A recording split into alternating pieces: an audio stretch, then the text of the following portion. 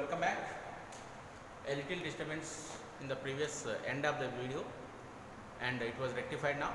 So welcome back. We are discussing about the structure of the nerve cell and the structure of the nerve cell, and we have discussed about we are discussing about the structure of nerve cell, and it has a prominent cyton.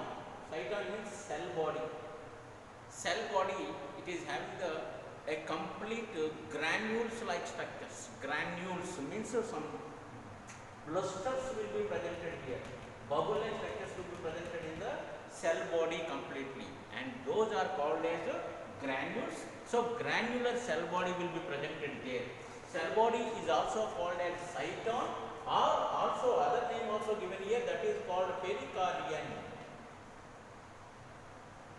Pericardium means nucleus. Cardium means nucleus. So the area which is outside of the cardium, that means nucleus. Peri means outside, outer side of the nucleus. The area which is outer side of the nucleus, that is called as pericardium. Otherwise cytoplasm, otherwise you can say cell body or cyton. And it is a granular cell body will be presented there, and it is somewhat extended in a long hair-like projections are called as dendrites, which receive the information, which collect all the information from the sense organs. Okay, and here in the cell body, nucleus is presented and all other organelles are presented. In a 9th standard, we have learnt about the animal cell. Animal cell body in the cytoplasm, all the organelles are presented there. Nucleus, mitochondria, Golgi bodies, endoplasmic reticulum, as well as lysosomes, ribosomes, along with all these centrioles. You might be remember that centrioles also presented there.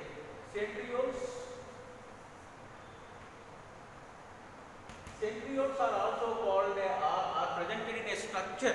Centrioles are presented in a structure. That structure is called as centrosome.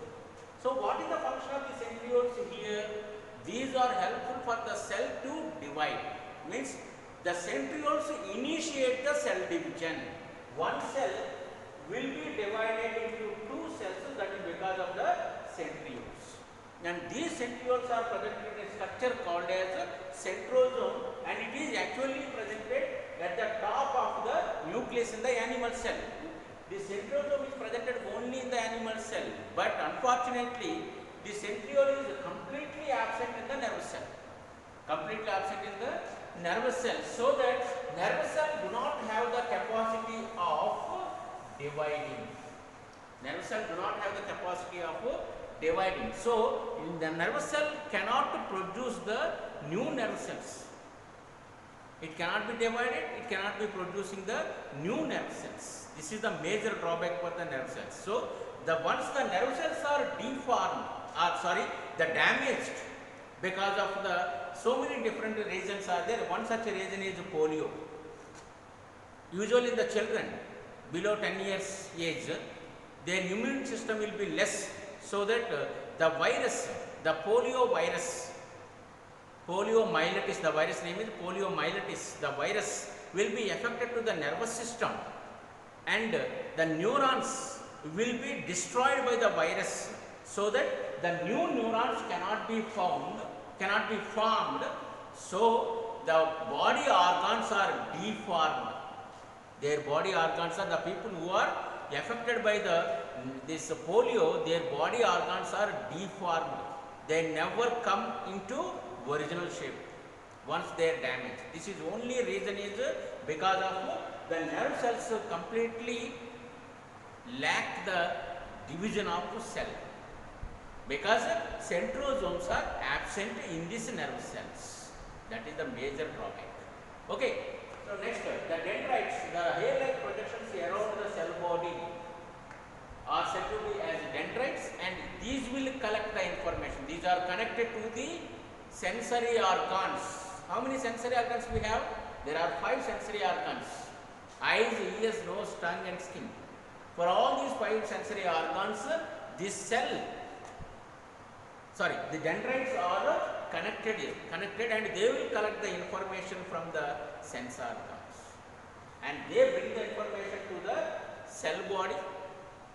And here you might be finding that these dendrites, one of these dendrites will be long projected. This is called axon. And this information what is brought to the cyton, that is enter into the axon, and it is travel along with the axon and comes to the nerve endings. Last part of the axon is split into different branches, and those are called as nerve endings.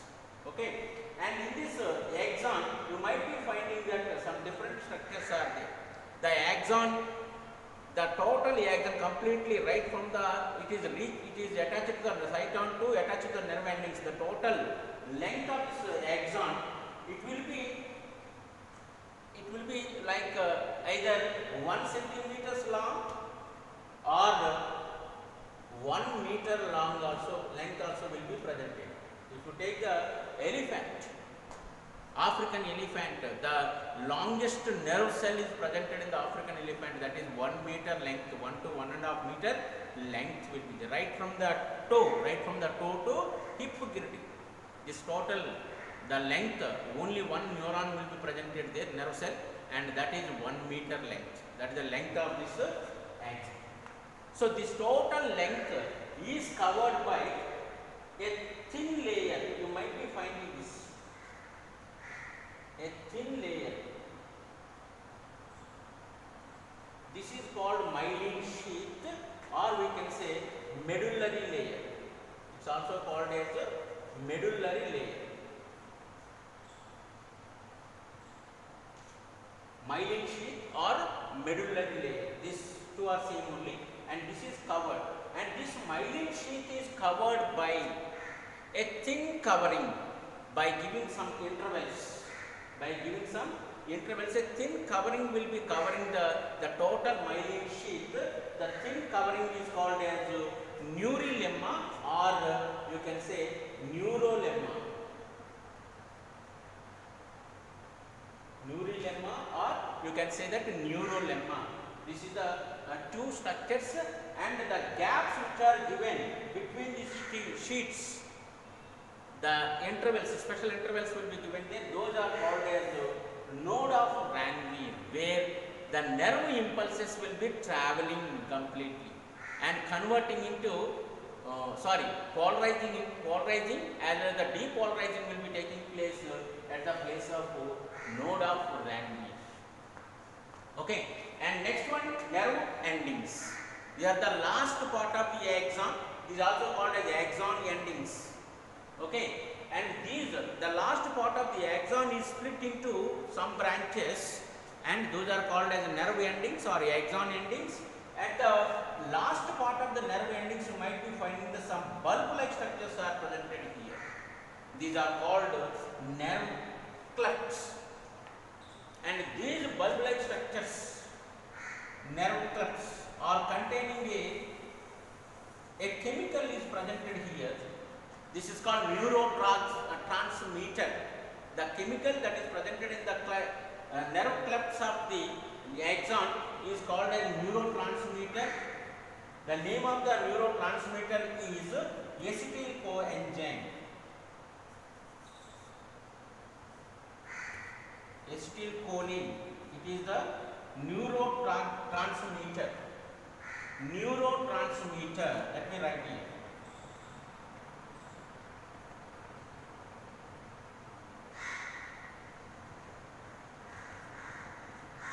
Neurotransmitter, it is very much useful for transferring the nerve impulses from one neuron to another neuron.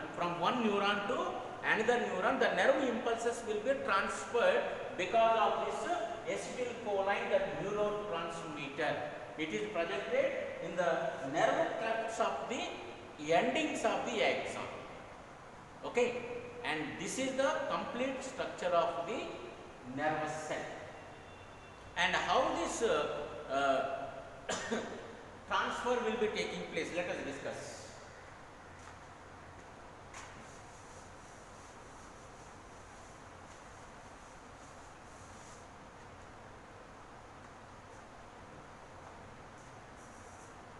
Suppose this is the neuron, the axon of the neuron, that is the axon of the neuron, and when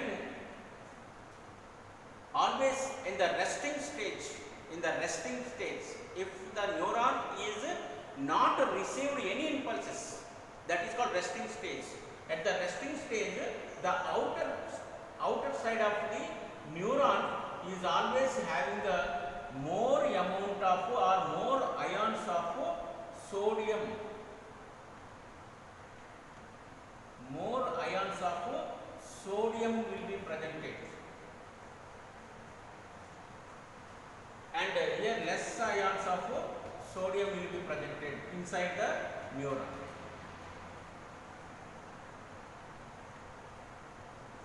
So when a place is received by an impulse, this sodium ions will be diffused into the axon. So here once again I repeat this one. When the neurons are resting stage, the outside of the neurons, the axons, completely sodium ions will be presented there. This is called polarization. Equipped by sodium ions in a large number in the outside of the neuron. That is called polarization. When that such an axon which is polarized receives any impulse, that is called excitement. Because of the excitement of this neuron, all the sodium ions will be enter into the axon. All the sodium ions, where it is excited, this is called excited. Where it is excited, these all the sodium ions will be entered into the axon, inside the axon. And because of the entry of the sodium ions into the inside the axon, so then the polarized axon will become depolarized, and then this excitement will be moving forward direction, where in the node of Ranvier it will be moving. So once it is moving, so this is the A excitement, and it is moving forward, and B become excited. So B become depolarized and A become polarized, and it is move forward. The C portion will be excited, C become depolarized, and B and A become polarized. This way, the one to another, the information, the nerve impulse will be moving in the neurons in the form of electrical impulses. Don't think that, don't compare the electricity passing in the current wire or nerve impulse passing in the neuron. Don't compare these two, because the speed of electricity in the wire is 1,50,000 meters per second. 1,50,000 meters per second. But whereas the nerve impulse in the nerve just moves only 100 meters per second. That's why we cannot compare the electricity in the wire as well as the nerve impulses in the neurons. This way, the polarization, depolarization, again polarization. This is the way the neurons will send the information from one place to another. That means one part of the neuron to another part of the neuron. Okay, like this, the information will be moving towards the end of the axon. Once it is entering into this nerve endings,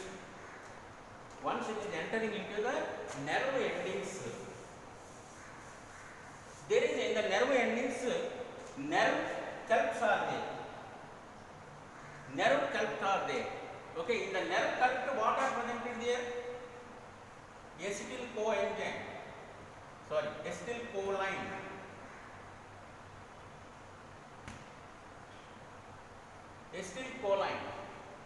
This is the neurotransmitter. So this is the one neuron. These are the dendrites, nucleus, and this is one more neuron.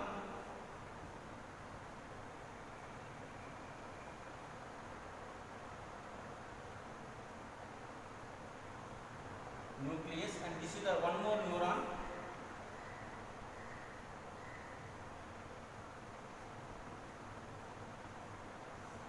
These are the nerve endings. See, in this way the neurons are connected. This is the nucleus. Neurons are connected here. You might be observing that the neurons are not connected each other. They are arranged by leaving small gaps between. Have you seen that small gaps? These gaps are called synapse. The gap between the two neurons, where the neurons are meet together, that gap is called as synapse. So the nerve, when the nerve impulses are moving toward the nerve endings, and the crux which is presented here, these are having a neurotransmitter called as acetylcholine. It will convert the electrical nerve impulses into chemical impulses. Electrical nerve impulses are converted into chemical impulses by acetylcholine, a neuron transmitter or neurotransmitter. Then those chemical impulses are jumped from the one nerve to another nerve, jumping.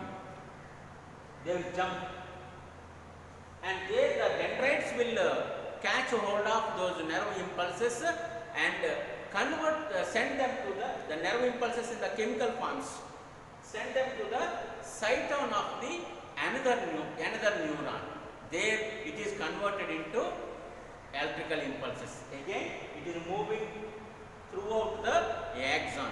There, once entered into the nerve endings, it is converting into electrical nerve impulses are converting into chemical nerve impulses and jump to the another neuron. This way, then the nerve impulses are moving from one neuron to another neuron. First, they are electrical impulses converted into chemical impulses and move to the nerve neuron, and they are converted into electrical impulses, move to the nerve endings, converting into the chemical impulses. In this way, the total nerve impulses are carrying from the one neuron to another neuron, and they reach the destination where to send that information to that area. This way, the neurons will be working. Tomorrow, we will discuss about the types of neurons. Okay, types of neurons. Understand? No? And now we will discuss some of the important terms in this lesson. Up to now. Once again I repeat those important terms: stimulus,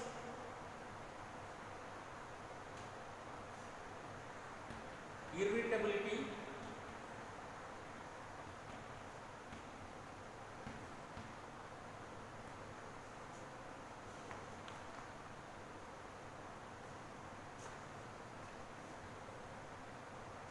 impulse,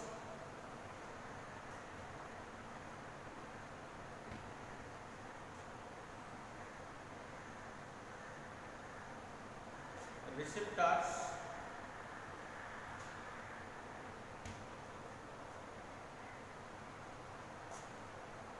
effectors,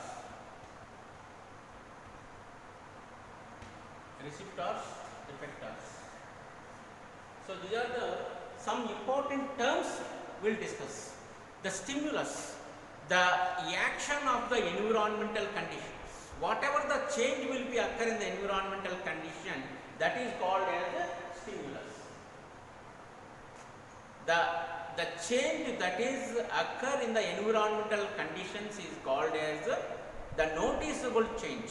The noticeable change that is occur in the environmental condition is called as a stimulus. And next one is a response. Response or irritability. Response, the reaction of the body towards the stimulus. The reaction of the body towards the stimulus is called as response or irritability. Response or irritability is also called as a response. Response means the reaction of the body towards the stimulus, that is called as a response. Next, impulses. The electrical impulses, the nerve impulses, or it is like a what we say that as it's like a wave of electricity. Simply we can say that wave of electricity which is carried in the neurons from one part to another part, from outside to inside of the body. That is called impulse, a wave of electricity. Simply we can say that. And next one is receptors. They are the different, we have the 5 sensory organs are there.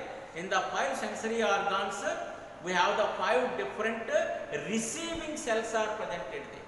The receiving cells are called as receptors or receptor cells.